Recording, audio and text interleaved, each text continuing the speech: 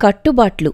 అనగనగా సోంపేట అనే ఒక అందమైన గ్రామం ఉంది. ఆ గ్రామంలో గత 10 ఏళ్ల నుండి రాజయ్య అనే వ్యక్తి సర్పంచ్గా ఉంటాడు. ఆ రాజయ్యకు 3 పిల్లలు. అందులో పెద్దవాడైన కమల్ చిన్నప్పటి నుండి సరిగ్గా చదవకపోవడంతో తన తండ్రి పొలానికి సంబంధించిన లావాదేవీ లెక్కలు చూస్తాడు. అలానే కమల్ కి 2 ఏళ్ల క్రితం మమత అనే అమ్మాయితో వివాహం జరిగింది. ఇక రెండో అబ్బాయి అయిన కార్తీక్ ఈ మధ్యనే పరీక్షలు రాసి ఫలితాల కోసం ఎదురు చూస్తూ ఉన్నాడు. అయితే కార్తీక్ కి వాళ్ళ అమ్మ అంటే చాలా ప్రేమ. అలానే ఈ ఇద్దరు అన్నదమ్ములకి కావేరి అనే ముద్దుల గారాల చెల్లి ఉంది. కాకపోతే వీరందరికీ రాజయ్య అంటే భక్తితో పాటు భయం కూడా ఎక్కువే. లక్ష్మి, నాకు స్నానానికి నీళ్లు పెట్టు. అలాగేనండి, మీరు పదండి వస్తాను. మమత, నువ్వు ఇక్కడ ఏం కావాలో చూసుకో, నేను వెళ్ళి ఆయనకు నీళ్లు పెట్టి వస్తాను. సరే అత్తమ్మా, మీరు వెళ్ళండి. అమ్మయ్య, హిట్లర్ వెళ్ళిపోయాడు. ఇప్పుడు మనం ప్రశాంతంగా తినొచ్చు. నువ్వు నోరు మూస్తావా? నీ మాటలు గాని నాన్నగారు విన్నారంటే అందరికీ క్లాస్ పీక్తారు. పోరా, కావాలంటే నువ్వు వెళ్ళి ఆయనకి ఒంగి ఒంగి దండాలు పెట్టుకో, నేనేం భయపడ్ను. అబ్బో చాలే ఈ బడాయి మాటలు. ముందు నోరు మూసుకొని భోజనం చెయ్యి. రాజయ్య అంటే కుటుంబ సభ్యులకి మాత్రమే కాదు, గ్రామస్తులకు కూడా భయం. అందుకే రాజయ్య మాటను కాదనే ధైర్యం ఆ ఊర్లో ఎవ్వరికీ లేదు. ఒకవేళ ఏదైనా తీర్పిచ్చే సమయంలో తన మాటకు ఎదురు చెప్తే వారికి శిక్షగా 100 కొరడా దెబ్బలు కొట్టించి రోజంతా రచ్చబండ వద్దనే మోకాలు మీద ఉంచుతాడు. వామ్మో, ఆ రాజయ్య తీర్పు ఇచ్చాడంటే ముక్కుసూటిగా వెళ్ళిపోతాడు. ఒకవేళ మన ఆలోచనలు బయట పెడదామంటే అసలు ఏమాత్రం వినిపించుకోడు. నువ్వు చెప్పింది నిజమే బావా. అయితే ఆ రాజయ్య ఎంత మొరటుగా ఉన్నా మన ఊరికి చెయ్యాల్సిన మంచి పనులు చేస్తూనే ఉన్నాడు. కాకపోతే ఆయన మాటలు కొంచెం కటువుగా ఉంటాయి. అప్పుడప్పుడు చూసే మనకే ఇలా ఉందంటే పాపం ఆ ఇంట్లో వాళ్ళ పరిస్థితి ఏంటో.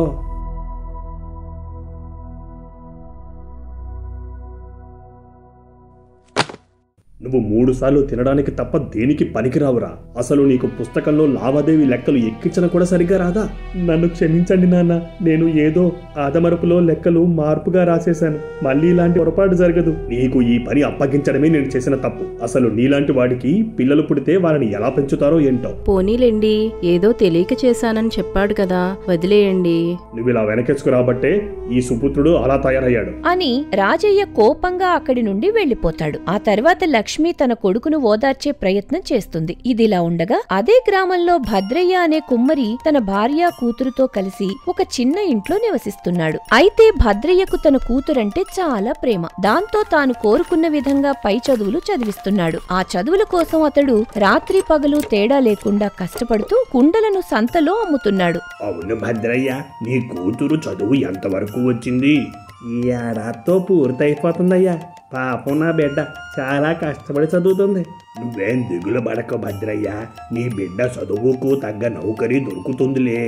నా ఆశలన్నీ కూడా నా బిడ్డ మీదే ఉన్నాయ్యా అని భద్రయ్య తన కూతురు గురించి మాట్లాడతాడు. మరోవైపు రాజయ్య కొంతమంది పెద్దలతో కలిసి ఊరి సమస్యల గురించి చర్చించుకుంటారు. ఆ సమయంలో ఒక పనివాడు అనుకోకుండా పూలకుండి పగలగొట్టేస్తాడు. దాంతో ఆ పనివాడు కంగారు పడుతూ ఉన్నప్పుడు రాజయ్య ఆ పనివాడిని పిలిచి కొంత డబ్బులు ఇస్తాడు. అయ్యా, నేను అనుకోకుండా కుండి పగలగొట్టేసాను, నన్ను క్షమించండి.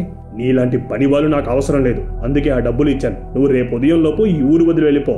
అయ్యా దయచేసి అలా అనకండి. నేను చేసిన ఈ చిన్న తప్పుకు అంత పెద్ద శిక్ష ఏంటయ్యా?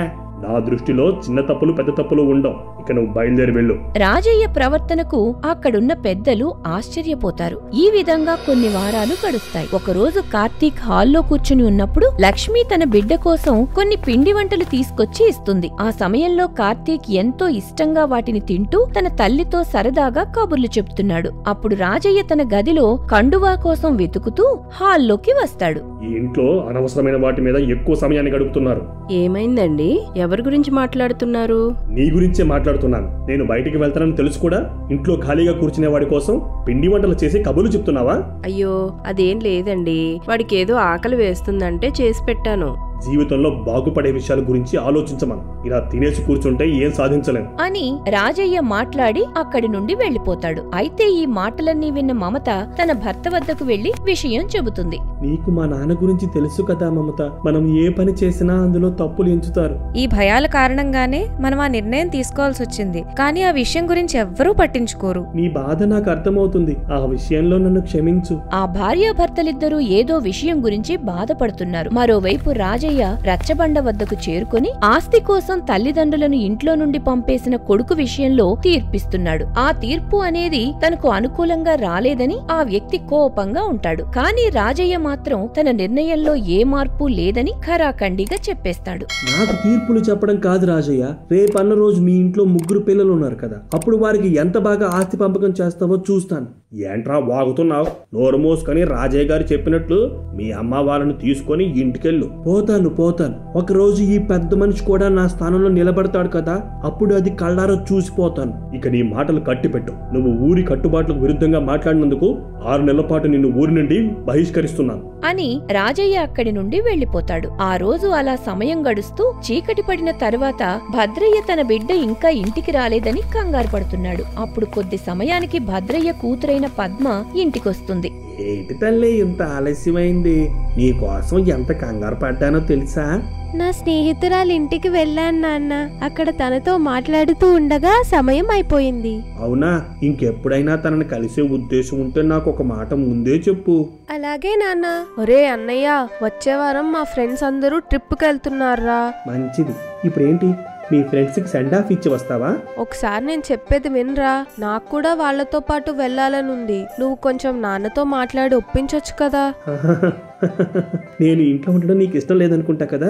అసలు మన ఇంట్లో ఎవరికైనా నాన్నతో మాట్లాడే ధైర్యం ఉందా? ఇప్పుడు నీ గురించి నేను గాని మాట్లాడితే నాకు నరకానికి టికెట్ బుక్ చేస్తారు. అబ్బా, మరిప్పుడు నేను మా ఫ్రెండ్స్ తో ట్రిప్కి వెళ్ళలేనా? ముందు ఆలోచన మానుకో చెల్లి. నీకంత ఆశగా ఉంటే మన ఊరి గుడికి వెళ్లి దేవుని దర్శనం చేసుకుని వచ్చే, కనీసం నీకు పుణ్యమైనా వస్తుంది. ఆ మాటలకు కావేరి నిరాశపడుతుంది. అయితే తండ్రితో మాట్లాడే ధైర్యం చేయలేక మౌనంగా ఉండిపోతుంది. మరోవైపు భద్రయ్య కూతురు ప్రతిరోజు రాత్రిపూట ఆలస్యంగా రావటం జరుగుతుంది. మొదట్లో ఈ విషయాన్ని భద్రయ్య పెద్దగా పట్టించుకోడు. ఒకరోజు ఉదయం భద్రయ్య ఎప్పటిలా సంతకుపోయే సమయంలో అతని భార్య వచ్చి, ఏవండి, మీకు అసలు మన ఇంటి పరిస్థితులు పట్టించుకునే తీరిక ఉందా లేదా? ఇప్పుడు ఏమైంది సీతాలో?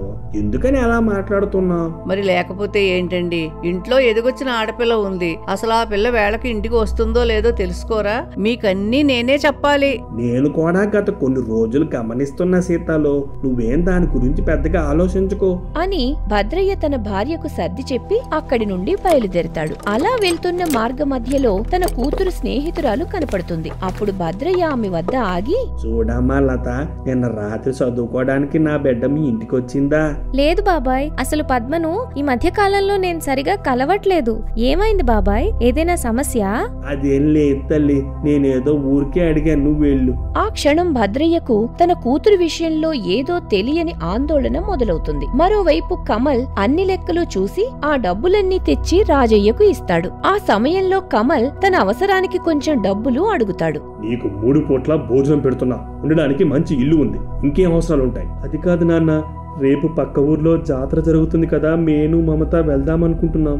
నీకంతగా వెళ్ళాలనిపిస్తే సాయంత్రం సంతకుపోయే బండి మీదకు లోడెక్కించు, అప్పుడు నీకు డబ్బులు ఇస్తాను. ఆ సమయంలో కమల్ తన తండ్రి చెప్పినట్టు చేయటానికి ఒప్పుకుంటాడు. అప్పుడు బస్తాలు బండిలోకి లోడెక్కించడానికి వెళ్ళినప్పుడు అక్కడున్న కూలీలు ఆశ్చర్యపోతారు. ఆ తర్వాత కాసేపు కష్టపడి పని చేస్తాడు. మనిషి తన జీవితంలో ఏదైనా కష్టపడి సంపాదించుకోవాలి, అప్పుడే దానికి విలువ ఉంటుంది. ఒకరోజు ఉదయం గ్రామస్తులు హడావిడిగా రచ్చబండ వద్దకు వెళ్తారు. ఆ సమయంలో ఒక ముసలి తాత అటుగా వెళ్తున్న వ్యక్తిని ఆపి విషయం ఏంటని అడుగుతాడు. నీకు తెలియదు కదా, మన భద్రయ్య కూతురు ఎవరితోనో పారిపోవాలని చూసిందంట. కాకపోతే వాళ్ళ నాన్న కంటపడిపోవడం వల్ల ఇద్దరు కూడా దొరికిపోయారు. అవునా? ఇప్పుడు రాజయ్య తీర్పు కోసం వెళ్తున్నారా? అవును తాత, కావాలంటే నువ్వు కూడా రా. అయ్యా, గత కొన్ని రోజుల నుండి నా బిడ్డ ప్రవర్తనలో మార్పు వచ్చింది. కానీ మొదట్లో నేను ఆ విషయాన్ని పెద్దగా పట్టించుకోలేదు. అయితే నిన్న వేకుచావున నా కూతురు వాడెవరితోనో పారిపోతుంటే నా కంటపడింది అని భద్రయ్య జరిగింది మొత్తం కుమిలిపోతూ చెబుతాడు. అసలు మా ఊరి పిల్లని తీసుకోవడానికి నీకెంత ధైర్యం రా? అయ్యా, నేను పద్మ 6 నెలల నుండి ప్రేమించుకుంటున్నా. ఆ విషయం ఇంట్లో తెలిస్తే ఒప్పుకోరని ఇద్దరం పారిపోయి పెళ్లి చేసుకుందాం అనుకున్నాం. నిన్ను మీ ఇంట్లో వాళ్ళు ఇలాగే పెంచారా? నువ్వు ఇంకోసారి ఇటువైపుగాని వస్తే ప్రాణాలు తీసేస్తాం. ఏంటండి మర్యాదగా సమాధానం చెప్తుంటే మీ ఇష్టం వచ్చినట్టు మాట్లాడుతున్నారు? అయినా మా ప్రేమ విషయంలో మీ పెత్తనం ఏంటి? ఆ కుర్రాడు దురుసుగా మాట్లాడటం రాజయ్యకు అసలు ఏమాత్రం నచ్చలేదు. అప్పుడు రాజయ్య తన తీర్పును ఇస్తూ అక్కడున్న కుర్రాడికి గుండు కొట్టించి చెప్పుల దండ వేసి పంపించమని చెబుతాడు. ఆ విధంగా అతనికి గుండు కొట్టి చెప్పుల దండ వేస్తారు. అందరికీ నీతులు చెప్పే నీ ఇంట్లోనూ పిల్లలున్నారు కదా, ఒకరోజు నువ్వు తలదించుకునే పరిస్థితి వస్తుంది చూడు. ఇక నోరు మూసుకొని ఇక్కడ నుండి పోరా. రాజయ్య మాటతో అక్కడున్న వ్యక్తిని పంపేస్తారు. ఆ తర్వాత భద్రయ్య దండం పెట్టి తన కూతుర్ని తీసుకుని అక్కడి నుండి వెళ్లిపోతాడు. అయితే రాజయ్య బుర్రలో మాత్రం ఆ కుర్రాడు అన్న మాటలు తిరుగుతున్నాయి. ఇక ఆ రోజు చీకటి పడిన తర్వాత కుటుంబ సభ్యులను సమావేశపరుస్తాడు. ఏంటండి ఉన్నట్టుండి అందరినీ పిలిచారు? ఈ రోజు నుండి మన ఇంటికి కొన్ని కట్టుబాట్లు పెట్టాలనుకుంటున్నా. మీరంతా అవన్నీ పాటించాలి. కట్టుబాట్లా? అసలు ఇప్పుడు ఏమైందండి? ప్రస్తుత సమాజం చాలా దారుణంగా ఉంది లక్ష్మి, దానికోసమే ఈ కట్టుబాట్లు. ఆ సమయంలో రాజయ్య ఏం చెప్పబోతున్నాడని వారంతా ఆలోచిస్తారు. మన ఇంట్లో అందరూ కూడా చీకటి పడే సమయానికి ఇంట్లో ఉండాలి, ముఖ్యంగా కావేరి. అలానే ఏమైనా అవసరాల కోసం డబ్బులు ఖర్చు చేయాలంటే ముందుగా ఆ విషయం నాతో మాట్లాడాలి. అదే విధంగా బయటకు వెళ్లి స్నేహితులను కలవడం లాంటివి ఉండకూడదు. ఇకపోతే ముగ్గురికి ఆస్తి మొత్తం సమానంగా పంచాలంటే నాకు నెల నెలా కొంత డబ్బులు చెల్లించాల్సి ఉంటుంది అని రాజయ్య ఏవేవో పిచ్చి పిచ్చి కట్టుబాట్లు చెబుతాడు. నిజానికి తాను ఎక్కువగా ప్రజల సమస్యల విషయంలో ఇచ్చే తీర్పులు అలాంటివి తన ఇంట్లో జరుగుతాయని భావించి ఈ విధంగా మాట్లాడుతున్నాడు. అలా మాట్లాడటం పూర్తయిన తర్వాత కుటుంబ సభ్యుల అభిప్రాయాలు ఏంటో కూడా తెలుసుకోకుండా వెళ్లిపోమంటాడు. ఇంకేంటి అలా చూస్తున్నారు? నేను చెప్పింది అర్థం కాలేదా? అర్థమైంది నాన్న, చాలా బాగా అర్థమైంది. అసలు మీ దృష్టిలో మేము మనుషులమేనా? ఏంట్రా గొంతు పెంచి మాట్లాడుతున్నావు? నేను చెప్పిన దాంట్లో తప్పేముంది? మీరు చెప్పినట్టు కట్టుబాట్లు కాదు నాన్న, అవి మాకు సంఖ్యలు, కంటికి కనిపించని సంఖ్యలు నాన్న అని కమల్ తన ఆవేదనను బయట పెడతాడు. ఆ సమయంలో తన భార్య ఆపడానికి ప్రయత్నిస్తూ ఉంటే, నాన్న మాకు పెళ్ళై 2 ఏళ్ళు గడిచాయి, అయినా ఎందుకు పిల్లలు లేరని ఎప్పుడైనా ఆలోచించారా? ఒకవేళ మాకు కానీ పిల్లలు పుడితే ఈ పిచ్చి క్రమశిక్షణతో వాళ్ళ జీవితం పాడు చేయడం ఎందుకని మేము పిల్లల్ని వద్దనుకున్నాం తెలుసా? అవన్నీ ఆయనకి ఎందుకు చెప్తున్నావురా? మనతో కూర్చుని మాట్లాడేంత సమయం ఆయనకి లేదు కదా. నువ్వు చెప్పింది నిజమే అమ్మా. ఒక్కరోజు కూడా నన్ను ప్రేమగా దగ్గరకు తీసుకోలేదు. కానీ నేను ఏదో తప్పు చేస్తున్నానని భయంతో చీకటి పడేలోపు ఇంట్లో ఉండాలంటున్నారు అని వారంతా ఇన్ని రోజుల పాటు తమ మనస్సులో దాగిన మాటలన్నీ బయట పెడతారు. ఆ సమయంలో రాజయ్య ఒక్క మాట కూడా మాట్లాడ్డు. ఆ తర్వాత కమల్ తన భార్యని తీసుకుని ఇల్లు వదిలి వెళ్లిపోతాడు. అలా అనుకోని రీతిలో వారందరి మధ్య దూరం అనేది పెరుగుతుంది. ఆ రోజు నుండి రాజయ్యతో ఇంట్లో ఉన్న వాళ్లంతా ఎడముఖంగా ఉంటారు. ఈ విధంగా 3 వారాలు గడుస్తాయి. రాజయ్య గారు, ఈ మధ్య మీ ప్రవర్తన కాస్త విడ్డూరంగా ఉంది. మీరు అన్ని విషయాలు పెద్దగా పట్టించుకోవడం లేదనిపిస్తుంది. మిమ్మల్ని ఒక విషయం అడుగుతాను, నిజం చెప్తారా? చెప్తాను, ఏంటో అడగండి. మీకు నా మీద నిజమైన గౌరవం ఉందా, లేక నేను మొరటగా ఉంటాననే భయంతో గౌరవం నటిస్తున్నారా? అంటే అది మరేం పర్లేదు, నిజాన్ని నిర్భయంగా చెప్పండి. నిజం చెప్పాలంటే మీ మాట తీరు వల్ల మేము గాని ఊర్లో జనం గాని భయపడతామండి అని ఊరి పెద్ద ఇన్నాళ్ల నుండి చెప్పాలనుకున్న విషయాలన్నీ చెబుతాడు. ఆ తర్వాత రాజయ్య అక్కడి నుండి బయలుదేరి ఇంటికి వచ్చేస్తాడు. అయితే రాత్రంతా నిద్రపోకుండా రాజయ్య మెలకువగా ఉంటాడు. ఆ సమయంలో తన కుటుంబం గురించి ఆలోచిస్తాడు. ఇక మరుసటి రోజు ఉదయాన్నే రాజయ్య ఎక్కడికో బయలుదేరి వెళ్తాడు.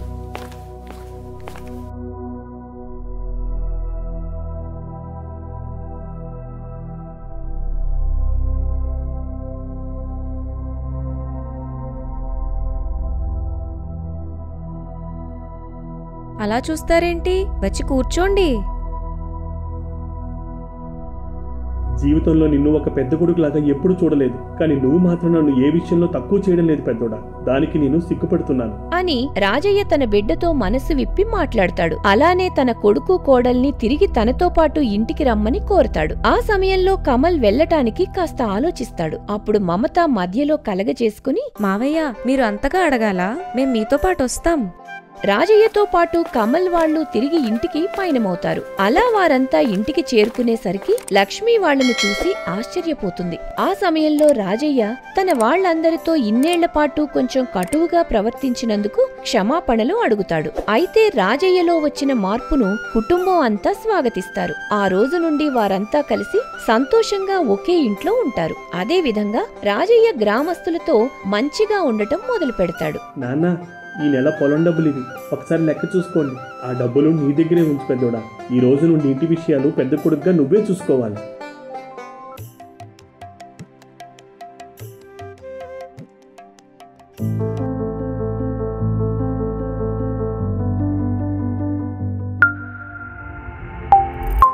For more videos, please subscribe our channel.